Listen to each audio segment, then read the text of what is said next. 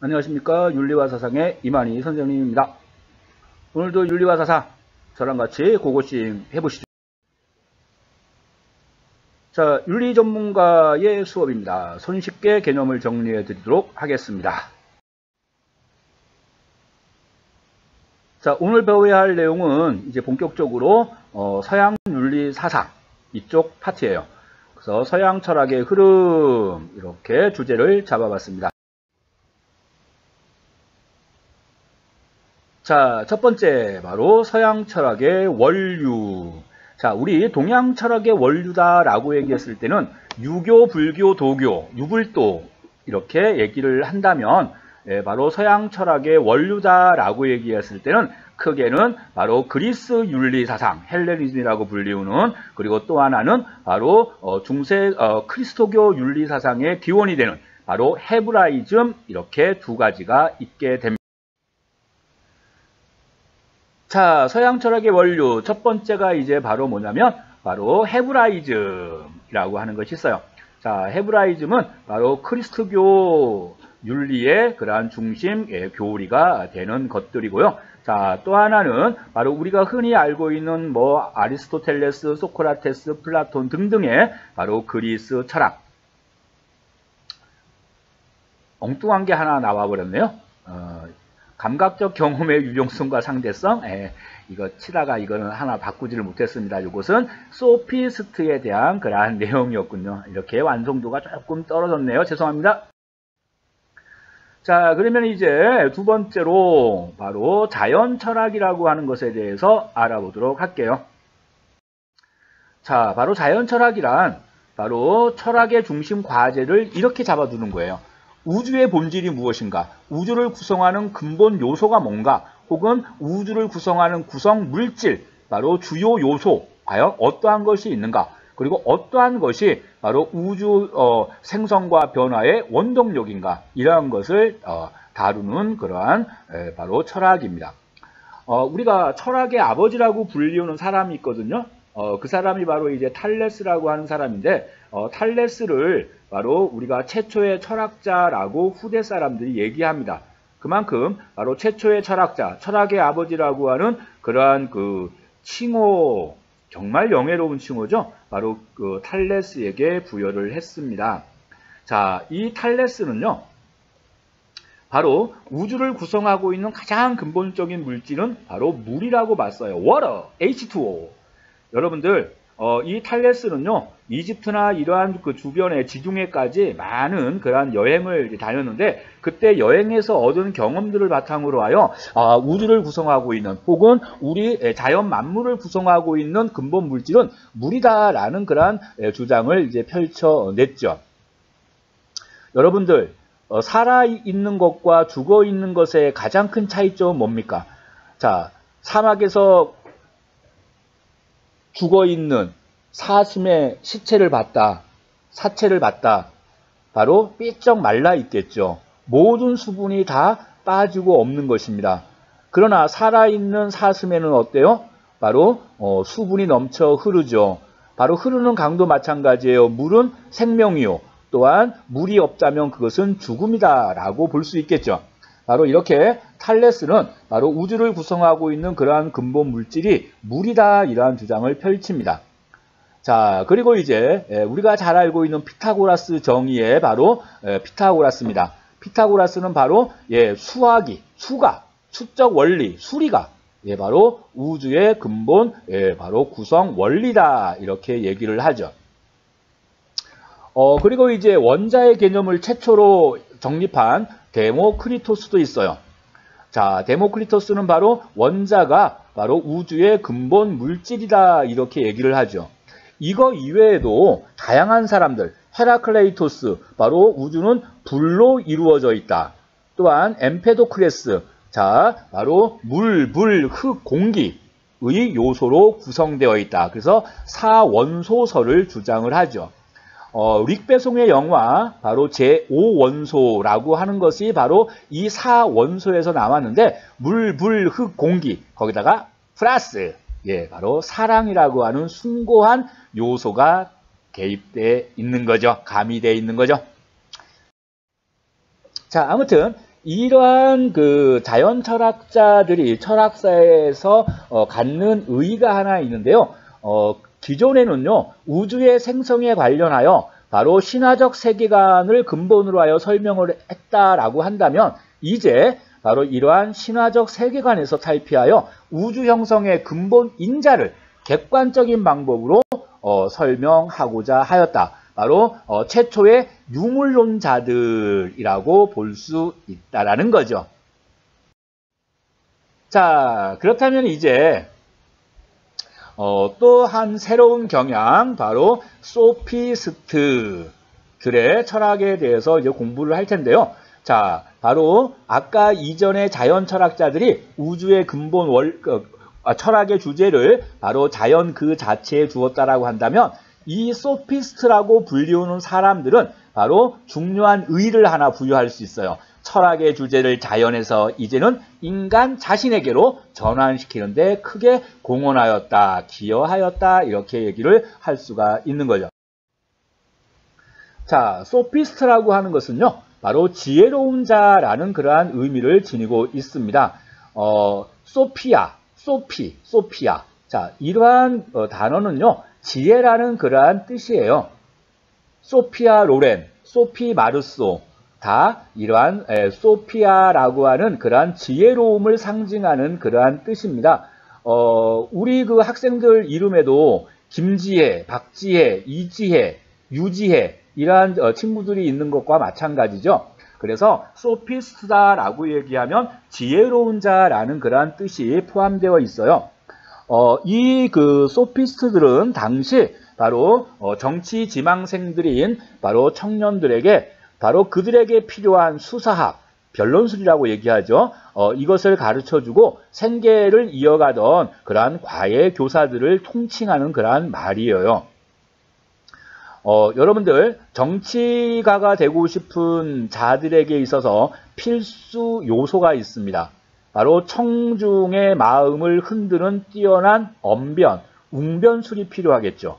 그리고 정치적 반대파들로부터 고발을 당하면 법정에 서야 돼요. 이때는 변호사를 고용하는 것이 아니라 자기가 직접 자신을 변론을 해야 하는 것이기 때문에 바로 그러한 변론술을 꼭 배워야 됩니다. 변론술의 핵심은 논리학이기도 하고요. 그래서 이와 같은 바로 웅변술, 그 다음에 논리학 혹은 수사학, 이러한 것들을 가르쳐주고 생계를 이어가던 그러한 과외교사 그룹, 그것을 소피스트라고 불렸어요. 그런데 그들의 주장이 때로는 난해하고 이해할 수 없고, 또한 뭔가 맞는 것 같은데 아닌 것 같고 사기당하는 느낌이지만 그것을 제대로 반박할 수 없는 그러한 경향을 지녔기 때문에 바로 궤변론자라고 하는 욕을 하기도 했죠. 자, 얘네들을 뭐라고 한다고요? 소피스트라고 한다. 자, 그래서 이 소피스트 같은 경우에는 바로 단답형 그러한 내신 문제로도 나올 수는 있는 겁니다. 자, 가장 대표적인 소피스트가 바로 프로타고라스라고 하는 그러한 사람이에요. 자, 프로타고라스는 아주 유명한 말을 합니다. 인간은 만물의 척도이다. 존재하는 것들의 척도이며 존재하지 않는 것들의 척도이다. 척도라고 한 말은 무슨 말이에요? 잣대, 기준이라는 거죠. 모든 것의 기준은 인간 자신이다 라고 하는 것이에요. 인간 이외에 바로 어떠한 것도 옳다, 그르다, 참 것잇의 기준은 될 수 없다. 이렇게 본 사람이 바로 프로타고라스죠. 자, 이 인간은 만물의 척도다라고 하는 말의 의미는 자, 이거예요. 아까 좀 전에 제가 얘기했던 가치 판단의 기준은 바로 인간 자신이다. 그러면 이러한 인간은 만물의 척도다라고 하는 말이 가지고 있는 의미가 무엇인가? 이거예요. 바로 진리와 윤리라고 하는 것은 절대적일 수 없다. 우리의 경험에 비추어 봤을 때 우리가 선이라고 하면 선인 것이고 우리가 악이라고 하면 악이다, 이러한 얘기가 되겠죠. 그래서 바로 이 프로타고라스와 같은 소피스트는 바로 감각적 경험의 유용성과 상대성을 강조하는 철학의 바로 어때? 출발점이다. 이렇게 얘기를 할 수가 있는 것이에요. 자, 플러스가 있고요. 또 한 사람이 있는데 바로 고르기아스라는 사람이 있어요. 절대적인 진리란 존재하지 않는다. 비록 존재한다 하더라도 우리는 그것을 알 수 없다. 그것을 알았다 하더라도 이해하거나 그것을 전할 수 없다. 이러한 유명한 말을 남긴 사람이죠. 바로 이 고르기아스와 같은 사람의 견해는 바로 진리에 대한 회의주의적 그러한 입장으로서 바로 이 사람의 주장을 우리가 불가지론이라고 얘기를 합니다. 알 수 없다라는 거죠. 그러니까 절대불변의 진리에 대한 회의적 그러한 태도를 견지하고 있다. 이렇게 얘기를 할 수가 있는 거예요. 같이 한번 읽어볼까요? 절대적 진리란 존재하지 않는다. 비록 존재한다 하더라도 우리는 알 수가 없다. 비록 그것을 알았다 하더라도 이해하거나 전할 수 없다. 자, 이 말이 가장 또 유명한 소피스트 중에 하나인 고르기아스의 주장이다. 자, 알아두시고요. 자, 그러면 이 소피스트들이 갖는 철학사적 의의가 무엇이냐? 바로 인간은 만물의 척도이다 라고 주장을 하면서 바로 감각적 경험의 중요성을 강조하며 바로 훗날 경험론, 공리주의 등의 영향을 주었다. 물론 미국의 실용주의 이러한 쪽에까지 이제 영향을 주었다. 자, 이러한 것이 하나 들 수가 있고요. 자, 또 한 가지는 아까 이 소피스트 나오기 전에 우리가 자연 철학자들 공부했죠. 우주의 본질은 물이다, 불이다, 원소다, 사원소다, 원자다, 이러한 식으로 바로 그러한 철학의 주제를 우주의 본질을 탐구하던 것에서부터 벗어나서 바로 인간을 철학의 중심에 놓았다라고 하는 점, 이 점이 바로 소피스트들에게 부여할 수 있는 최고의 의의이다. 이렇게 얘기를 할 수가 있습니다. 다음으로 넘어갈게요. 자, 다음은 이제 비로소 이제 이성을 중시하는 바로 소크라테스 그리고 플라톤, 아리스토텔레스의 철학입니다. 자, 이번 시간에는 이제 소크라테스까지만 이제 진행을 할 건데요.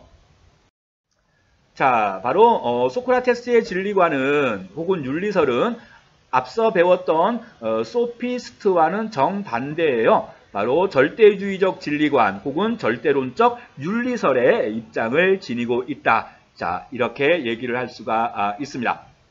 자, 너 자신을 알라 이런 말 많이 들어보셨죠? 바로 이것이 상징하는 바가 무엇인 것 같아요? 너 자신의 무지함을 자각하라. 네가 비록 지금 모든 것을 알고 있다고 생각하지만 그것은 참된 알미 아니다. 바로 참된 알을 얻기 위해서 가장 먼저 해야 할 것은 네가 지금 참된 알에 도달하지 못했다라고 하는 것, 즉 무지하다라고 하는 것을 자각해야 된다. 이렇게 얘기를 하게 되는 거예요. 자, 바로 이러한 얘기, 어떠한 얘기냐면, 자, 선이 무엇인지에 대해서, 즉 절대불변의 선이란 무엇인가 라고 했을 때 그 선이, 절대적인 선이 무엇인지에 대해서 모른다라고 하는 점은 너나 나나 다 쌤쌤이다 라는 거예요. 나도 너도 절대적인 선이 무엇인지는 아직 몰라. 자, 그런데 나는 말이야, 최소한 내가 절대적 선이 무엇인지 모른다라고 하는 것조차는 안다. 하지만 너는 그조차도 모른다. 그러니까 나는 너보다 더 지혜롭다 할 수 있다. 이러한 얘기가 되는 거예요. 그러면 이게 뭐가 중요한 거냐면 나는 절대적 선이 무엇인지 모르고 있다라고 하는 것을 알고 있기 때문에 바로 나의 무지함을 자각했어. 나의 무지함을 자각한 나는 절대불변의 선이 무엇인지를 찾고자 부단히 노력을 할 거야. 그게 바로 영혼의 끊임없는 수련이야. 내 영혼의 끝없는 수련을 통해서 결국 나는 절대적 선의 경지에 도달할 것이고, 만약에 내가 절대적 선의 경지에 도달을 했다, 절대적인 선을 알았다 라고 하면 나는 덕스러운 행동을 하게 될 것이고 나는 곧 어때? 행복한 존재가 되는 것이다. 이러한 주장을 펼치게 되는 거죠. 그래서 바로 이 소크라테스가 내세우고 있는 주장 중에 하나가 바로 지덕복 합일설이라고 하는 겁니다. 지행합일의 그러한 개념과도 마찬가지죠. 절대적 선을 인식한 자는 그에 합당한 도덕적 행위를 할 것이며 그것이 곧 행복에 이르는 길이다. 지와 덕과 바로 행복, 이거를 동일시한다라고 하는 것이죠. 자, 이 소크라테스의 입장에 따르게 된다면 모든 악행은 다 무엇의 소산이에요? 선을 모르기 때문이에요. 이때 말하는 선이라고 하는 것은 단순한 지식으로서의 선이 아니라 부단한 영혼의 수련 과정을 토대로 도달한 절대불변의 선의 경지라고 하는 것입니다. 아셨죠? 자, 소크라테스의 어록을 잠깐 살펴볼까요? 아무도 자발적으로 악한 행위를 하지 않는다. 아름다운 것과 좋은 것을 아는 사람은 결코 그 반대의 것을 택하지 않을 것이다. 그리고 아름다운 것과 좋은 것에 대하여 무지하면 그것을 추구한다 하더라도 실패하게 될 것이다. 결국 소크라테스는 바로 무엇이 가장 중요하다는 거예요. 선을 행함에 있어서 선이 무엇인지를 아는 것이 중요하다라는 입장이죠. 그게 바로 주지주의적 견해다라고 얘기를 하는 겁니다. 절대불변의 선을 안 자는 반드시 그것을 실천할 수밖에 없다. 이러한 논리죠. 물론 이제 이러한 주지주의적 견해에 대한 반박으로서 바로 뒤에 아리스토텔레스가 나오죠. 인간은 선이 무엇인지 알아도 일시적인 충동에 의하여 악을 행하는 그러한 현실적인 존재이다. 그렇기 때문에 선을 행하기 위해서는 암도 중요하지만 그것을 실천하고자 하는 의지가 무엇보다 중요하다. 이렇게 얘기하는 것이 바로 아리스토텔레스예요. 그래서 나중에 이제 아리스토텔레스 단원 들어갈 땐 소크라테스와 잠깐 비교를 하는 그러한 섹션도 하나 만들어 두도록 하겠습니다. 자, 그렇다면 소피스트와 그 다음에 소크라테스의 바로 차이점에 대해서 한번 알아보도록 할 텐데, 소피스트는 진리나 윤리는 바로 어떻다라고 보는 거예요? 예, 짜잔, 경험의 산물이다 라고 보는 거예요. 선험적인 것은 존재할 수 없다. 여러분, 선험적이다라는 말이 뭐예요? 앞설 선자에 경험 험자를 쓰는 거예요. 그러니까 바로 선천적 이러한 의미를 가지고 있는 거죠. 그러한 선천적인 것이 아니라 우리의 후천적인 경험의 산물이다, 이렇게 본다라는 거죠. 결국 바로 소피스트들은 상대주의적 진리관 그리고 상대론적 윤리설의 입장을 지니고 있다. 바로 얘네들은 바로 진리에 대한 회의주의적 경향으로 빠져드는 그러한 경향도 있고요. 자, 반면에 소크라테스는 짜잔, 진리와 윤리란 경험의 산물이 아니라 선험적인 것이에요. 바로 우리 인간 이전에 이미 절대불변의 진리는 존재해, 절대불변의 선은 이미 존재해 라고 얘기를 하는 거죠. 바로 이성이라고 하는 것은 옛날에는 영혼과 동일시했거든요. 이러한 이성의 수련을 토대로 하여 그 절대불변의 선을 자각을 하자. 그러면 절대 그 선에 어떠한 경우에도 선을 행할 것이다. 바로 그러한 절대주의적 진리관, 절대론적 윤리설, 주지주의적 입장을 바로 가지고 있다. 소크라테스에 대한 설명이에요. 소크라테스의 가장 큰 한계는 바로 인간의 어떠한 그 구체적인 현실적인 삶을 제대로 반영하지 못하고 있다라는 그러한 한계점은 분명히 존재하겠죠. 자, 여기까지 이제 우리가 서양 철학, 바로 자연 철학, 그 다음에 소피스트, 소크라테스까지 공부를 했습니다. 자, 다음 시간에는 간단하게 플라톤과 아리스토텔레스를 주제로 하여 설명을 해드리도록 하겠습니다. 자, 여러분들 수고 많으셨습니다. 감사합니다.